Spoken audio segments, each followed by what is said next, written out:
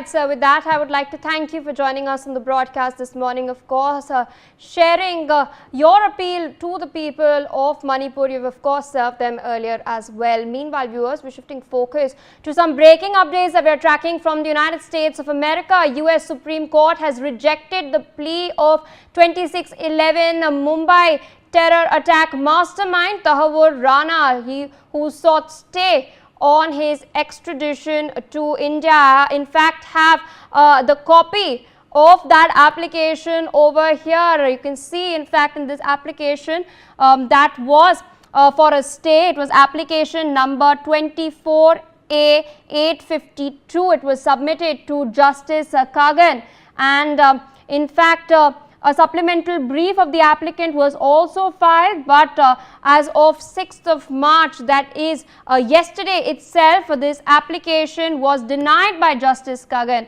and the renewal of emergency application for stay pending litigation of petition for writ of habeas corpus has also been submitted. But in the meantime, this is of course the final, in fact, point till Rana is of course extradited. We all know how Donald Trump earlier, of course, during the bilateral meet with Prime Minister Narendra Modi had in fact stated that they have paved the way for Rana's extradition. Rana, of course, worked in a close coordination with David Headley, and Headley's testimony was in fact what exactly pointed out his role in particular. He was in fact nabbed as far back as October 2009. That was when he was nabbed by the FBI, and he denied his involvement in the attacks. But Headley, of course, went ahead and gave his testimony that implicated Rana. And now, of course,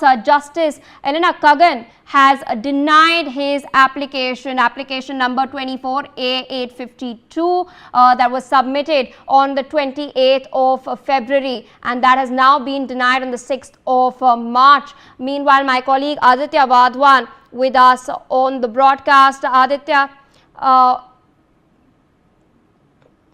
it seems Aditya is not with us. I'll like to take our viewers through the details. Of course, remember what's been transpiring over the last couple of years is that Rana had challenged his extradition order. An extradition order was passed on the in May 2023. This was challenged by him in June 2023, and in August 2024, the 9th Circuit Court had concluded that Rana is extraditable. In November 2024, he had filed a writ of certiorari against the U.S. Supreme against this in the U.S. Supreme Court, and the U.S. Supreme Court in January 2025 cleared the way for his extradition, and Trump administration approved this in February 2025. Donald Trump, of course, made that announcement while meeting Prime Minister Narendra Modi, and now, of course, this has transpired. My colleague Sambhav Sharma with us on the broadcast to share more details. Sambhav, big news coming in, path paved for Tahavur Rana's extradition.